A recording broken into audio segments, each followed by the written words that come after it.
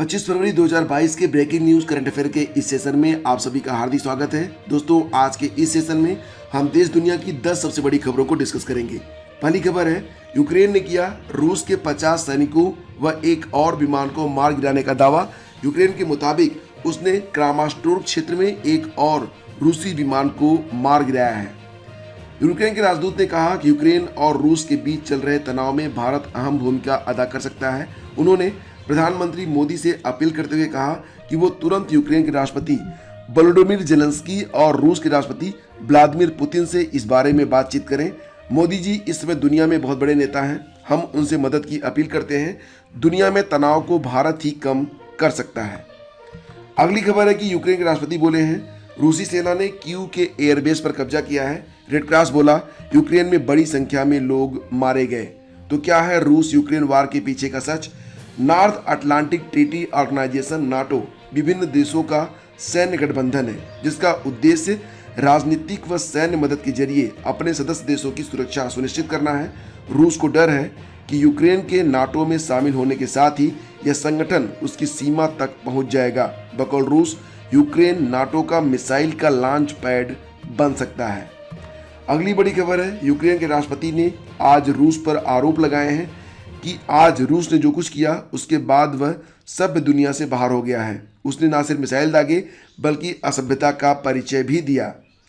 रूस के आक्रमण के बाद यूक्रेन के राष्ट्रपति वोलोदिमीर जेलेंस्की ने ट्वीट किया है, जो कोई देश की रक्षा करना चाहता है हम उसे हथियार देंगे, यूक्रेन का समर्थन करने के लिए तैयार रहें। उन्होंने आगे कहा कि हम यूक्रेन के उन सभी नागरिकों के ऊपर से प्रतिबंध हटा देंगे जो हथियारों के साथ हमारे देश की रक्षा के लिए तैयार हैं।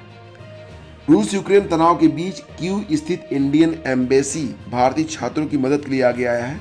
राजधानी कीव में दूतावास के पास एक स्कूल में 200 से अधिक भारतीय छात्रों को रखा गया है। दूतावास यूक्रेन में फंसे भारतीय छात्रों समेत सभी भारतीय नागरिकों को लगातार सहायता पहुंचा रहा है। रूसी हमले के बीच यूक्रेन में फंसी सौम्या पाल नामक भारतीय छात्रा ने ऑल इंडिया रेडियो से कहा है, हम बिल्कुल भी सुरक्षित महसूस नहीं कर रहे हैं, पूरे शहर में सायरन बज रहे हैं। उन्होंने बताया कि हमें बंकरों में जाने की सलाह दी गई है और भोजन का भंडार रखने, फोन व पावर बैंक चार्ज रखने को कहा गया है।